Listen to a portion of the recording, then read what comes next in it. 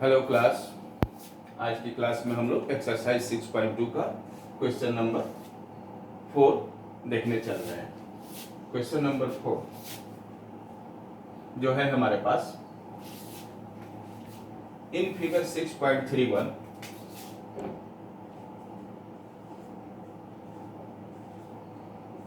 इस फिगर में एक PQ पैरेलल ST, यदि ये PQ इस ST के पैरेलल है, एंगल PQR यानी इस एंगल की चर्चा हो रही है 110 डिग्री, एंड एंगल RST और एंगल RST 130 डिग्री।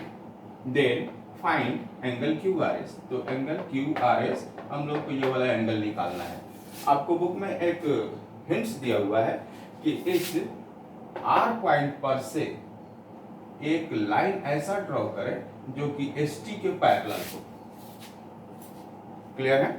तो हम लोग कंस्ट्रक्शन में पहले इसी की शुरुआत कर देते हैं। Drawn KRL parallel to ST। यहाँ KRL नाम का एक लाइन ड्रॉ किया जो कि ST के पैरेलल है। अब यह KL ST के पैरेलल है और साथ ही साथ यह SR ट्रांसवर्सल है इसका। अभी इस पार्ट को नहीं देखना है। KL और ST को देखें, ये दोनों एक दूसरे के पैरेलल है और SR इनका ट्रांसवर्सल है।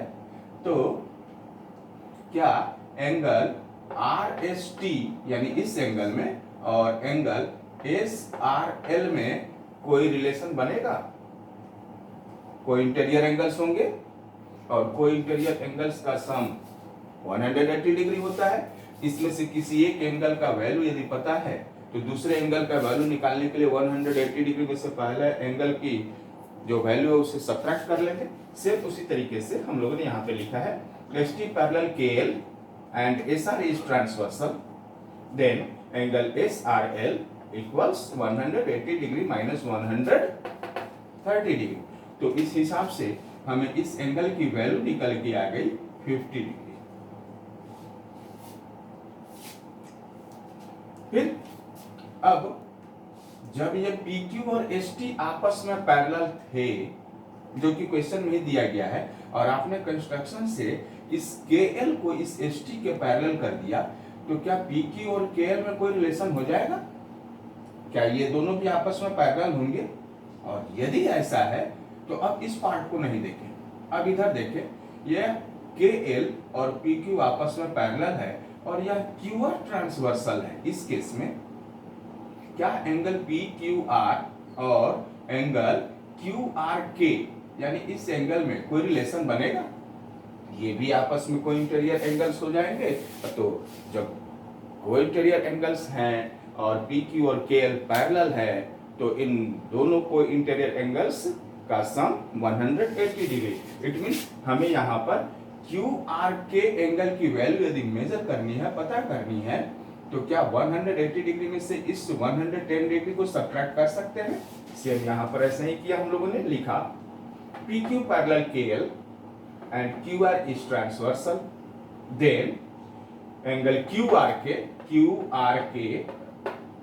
equals 180 degree minus 110 degree. तो इसकी वैल्यू भी हमारे सामने में निकल के आ गई। ये कितनी हो गई? 70 डिग्री। अब हम लोग आ जाते हैं यहाँ KL नाम के लाइन पर और यहाँ स्पेशली देखेंगे इस SR को। SR stands on line KL। यदि यह SR KL नाम के लाइन पर खड़ी है तो यहाँ इस SR के द्वारा ये टोटल दो एंगल्स बन रहे हैं। एक एंगल तो ये पूरा का पूरा और दूसरा यहाँ। क्या ये दोनों angles linear pair of angles होंगे? और यदि ऐसा है तो इन दोनों एंगल्स का सम 180 डिग्री होना चाहिए। अच्छा, साथ ही साथ ये भी ध्यान दीजिए कि हमारा ये जो पूरा का पूरा एंगल है, इसमें दो एंगल्स मिले हुए हैं। पहले हम आते हैं यहाँ पर SR stands on line KL, इसलिए angle KRS plus angle KRS यानी this total angle plus angle SRL यानी ये 50 डिग्री वाला एंगल, इन दोनों का सम कितना होगा? 180 डिग्री।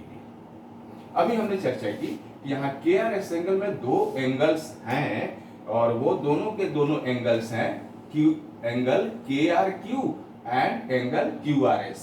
के आर क्यू यानी इतना भाग और क्यू आर एस यानी जिसे कि हमें फाइंड करना है क्वेश्चन में।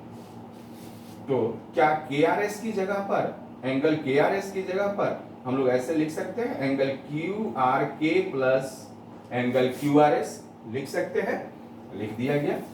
और अब जिसकी जिसकी वैल्यू हमारे सामने में मिल चुकी है उसे नोट कर देते हैं। एंगल क्यू आर के की वैल्यू अभी अभी आपने निकाली है 70 degree. Angle Q R S की वैल्यू हमें मेजर ही करनी है तो इसे ऐसे ही छोड़ दें। और साथ ही साथ एंगल एस आर एल की वैल्यू भी मिल चुकी है हमें 50 डिग्री, इसको भी यहाँ पर नोट कर दिया। ये 70 डिग्री और ये 50 डिग्री आपस में ऐड होके हो जाएंगे 120 डिग्री।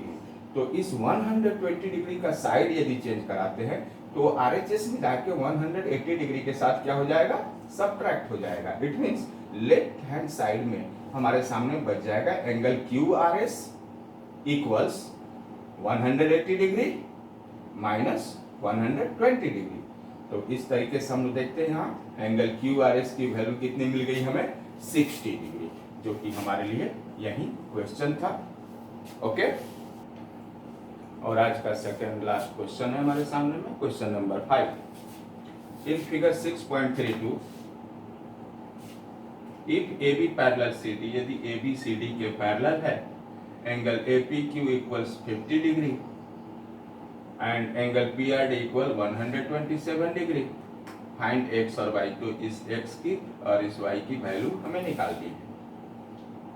आते हैं अपने सॉल्यूशन पे। If A B parallel C D, A B और सी डी यदि आपस में पैरेलल है और यह पी क्यू, केवल इस पी क्यू को देखे, ए बी और सी डी को देखे, इस पी आर को इस साइड को नहीं देखना है। यदि पी क्यू इसका ट्रांसवर्सल है तो क्या एंगल ए पी क्यू और एंगल पी क्यू आर में यानी इस एक्स नाम के एंगल में कोई रिलेशन है? ये अल्टरनेट इंटीरियर एंगल्स है, इसलिए ये आपस में इक्वल होंगे। तो इस तरीके से एक्स की वैल्यू हमें मिल गई कितनी, 50 डिग्री। फिर आगे इसी क्वेश्चन में कहा जा रहा है A B parallel C D और अब ट्रांसवर्सल हमारा बदल रहा है, पी आर हो रहा है transversal. If AB parallel CD and PR is transversal, then angle APR ये टोटल एंगल और एंगल PRD इस एंगल में कोई रिलेशन बनने वाला है। ये भी अल्टरनेट इंटीरियर एंगल है और चूंकि AB और CD आपस में पैरेलल है तो ये अल्टरनेट इंटीरियर एंगल्स आपस में इक्वल हो जाएंगे, यानी इस पूरे एंगल की वैल्यू 127 डिग्री 127 डिग्री हो जाएगी, जिसे कि हम लोगों ने लिख लिया है कि angle APR equal angle PRD। Finally इस APR एंगल को दो भागों में हम लोगों ने बांट दिया है, जैसा कि हमें फिगर में दिख भी रहा है। यह हो जाएगा angle APQ plus angle QPR, इन दोनों का सम भी 127 डिग्री हो जाएगा। हमें यहाँ पर पहले से ही एंगल APQ की वैल्यू मिली हुई है 50 डिग्री, APQ की जगह पर 50 डिग्री नोट कर दिया और QPR जिसे कि हम लोग Y एंगल के रूप में मान रहे हैं, Y मान रहे हैं, उसको ऐसे ही रख दिया। अब फाइनली इस 50 डिग्री को राइट हैंड साइड में लेके जाएंगे तो 127 डिग्री में से 50 डिग्री सब्ट्रैक्ट हो जाएगा और Y की वैल्यू निकल के आ जाएगी 77 डिग्री। ओके, और आज का अपना लास्ट क्वेश्चन है जो कि वेरी वेरी इंपॉर्टेंट क्वेश्चन है। ऐसे क्वेश्चंस हमारे लिए बोर्ड के एग्जाम तक में आते हैं, चाहे ये क्वेश्चन हो या इसी से मिलते जुलते क्वेश्चन हो या बोर्ड के एग्जाम तक में आते हैं, इसलिए बड़ी क्लियरली आप ध्यान से जरा देखेंगे इसे। यहाँ क्वेश्चन में कहा जा रहा है कि यदि PQ और RS दो मिरर हैं, प्लेन मिरर हैं और ये इन दोनों को इस तरीके से रखा गया है कि यह दोनों एक दूसरे के पैरेलल हुए हैं। अब AB नाम की एक रे जो कि PQ नाम के मिरर पर के B पॉइंट पर जाके गिरती है और यहां से रिफ्लेक्ट होकर BC डायरेक्शन में RS नाम के मिरर पर C पॉइंट पर जाके गिरती है, जो कि RS मिरर के लिए इंसिडेंस रे हो जाएगी और यहां से अगेन रिफ्लेक्ट होकर CD के रूप में बाहर निकल जाती है। तो हमें इस क्वेश्चन में यह प्रूफ करना है कि यह ए बी और ये सी डी आपस में पैरेलल होंगे। क्लियर है? तो यहाँ हम लोग को कंस्ट्रक्शन करना होगा। पहले तो लिख लेते हैं to prove A B parallel C D, ये हमें साबित करना है। कंस्ट्रक्शन में हम लोगों को यहाँ दो नॉर्मल ड्रॉ करने होंगे। नॉर्मल यानी कि ये परपेंडिकुलर होते हैं, जिसे कि आप लोग फिजिक्स में आगे पढ़ेंगे और या पढ़ भी चुके होइएगा। यहाँ नॉर्मल ड्रॉ करते हैं, बी पॉइंट से एक नॉर्मल ड्रॉ करते हैं और सी पॉइंट से एक नॉर्मल ड्रॉ करते हैं, जो कि अपने बी पॉइंट से जो नॉर्मल ड्रॉ किया है वो यहाँ परपेंडिकुलर होगा और सी पॉइंट से जो नॉर्मल ड्रॉ किया है यहाँ परपेंडिकुलर होगा। इस तरीके से ये नॉर्मल जो होगा, जिसका कि नाम हम दे देते हैं P X and C Y, ये दोनों एक दूसरे के पैरेलल हो जाएंगे। और लॉ ऑफ रिफ्लेक्शन में आपने पढ़ा होगा, incidence angle is equal to reflected angle. इस तरीके से यहाँ पर इस नॉर्मल के द्वारा हमारे सामने में ए बी सी एंगल को दो भागों में बांट दिया जा रहा है, जिससे कि हम इंसिडेंस एंगल 1 यानी I1, रिफ्लेक्टेड एंगल 1 यानी R1 के नाम से, और सेम वैसे ही BCD एंगल को इस CY नॉर्मल के द्वारा दो भागों में बांट दिया जा रहा है, जिसे कि इंसिडेंस एंगल 2 यानी I2 और रिफ्लेक्टेड एंगल 2 यानी R2 के नाम से हम यहाँ पर इंडिकेट कर रहे हैं। तो क्लियर है कि यहाँ पर I1 इक्वल R1, चूंकि लॉ ऑफ रिफ्लेक्शन के हिसाब से incidence angle equal to reflected angle. तो यहाँ पर हम लोग आगे शुरू करते हैं प्रूफ में अपना काम। यहाँ क्लियरली I1 इक्वल R1 और साथ ही साथ I2 इक्वल R2। कोई दिक्कत यहां तक? और अब हम किसी तरीके से यदि ABC एंगल को BCD एंगल के बराबर साबित कर दे, तो यहाँ यह ABC एंगल और एंगल BCD ये दोनों अल्टरनेट इंटीरियर एंगल हैं। कब? जबकि AB और CD नाम की दो लाइन को यह BC नाम का एक लाइन ट्रांसवर्स कर रहा है। तो यदि हम इसे किसी तरीके से इक्वल साबित कर दें, तो ये अल्टरनेट इंटीरियर एंगल तो है, और अल्टरनेट इंटीरियर एंगल्स जब इक्वल हो जाएंगे तो AB और CD दोनों आपस में पैरेलल हो जाएंगे। तो हमारा मेन एम यही है कि इस I1 प्लस R1 को I2 प्लस R2 के इक्वल साबित कर देना। अभी तो ये I1 और R1 आपस में इक्वल है, I2 और R2 आपस में इक्वल है। हम यहाँ यह कोशिश करने चल रहे हैं कि R1 और I2 को इक्वल कर देते हैं। क्लियरली अभी थोड़ी देर पहले मैंने आपसे बताया कि यह BX और CY क्या आपस में पैरेलल हैं। यदि ऐसा है, इट मीन्स कि BX parallel CY and BC is transversal. बात ही समाप्त हो गई, तब तो सॉल्व भी हो गया। यदि यह BX और CY आपस में पैरेलल है और BC इनका ट्रांसवर्सल है, तो यह R1 और I2 अल्टरनेट इंटीरियर एंगल तो थे ही, पैरेलल होने के साथ साथ ये क्या हो गया, इक्वल भी हो गए। तो यहाँ पर हम आसानी से कह सकते हैं कि यह R1 इक्वल I2। ओके, यहां तक बात समझ में आ गई। और अब इसके बाद यदि इतना हमने कर दिया, तो क्या इसमें दोनों साइड में यानी LHS में और RHS में 2 से मल्टीप्लाई कर दें तो इनकी वैल्यू चेंज हो जाएगी क्या? सेम वैसे ही रहेगी। तो हम लोग इसे ऐसे भी लिख सकते हैं 2R1 इक्वल 2I2, और 2R1 का मतलब R1 प्लस R1 और 2 इंटू I2 का मतलब I2 प्लस I2। तो इसे हम I2 प्लस I2 नहीं लिख के क्या I2 की जगह एक I2 की जगह पर एक R2 लिख सकते हैं, और यहाँ एक R1 की जगह पर एक I1 लिख सकते हैं। अभी तत्काल मैं आपको समझाने के लिए इसे ऐसे लिख रहा हूं, R1 plus R1 equals I2 plus I2। और अब एक R1 की जगह पर क्या हम I1 लिख दें?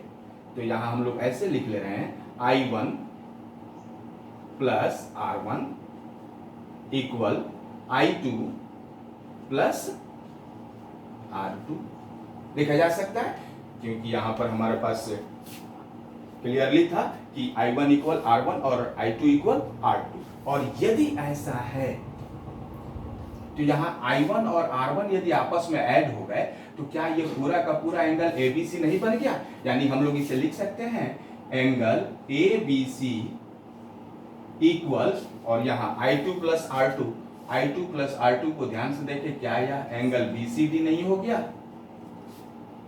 यदि ऐसा हो गया तो हमारा जो मेन वर्क था ये अल्टरनेट इंटीरियर एंगल्स इक्वल हो गए, और यदि अल्टरनेट इंटीरियर एंगल्स इक्वल हो गए तो AB पैरेलल CD।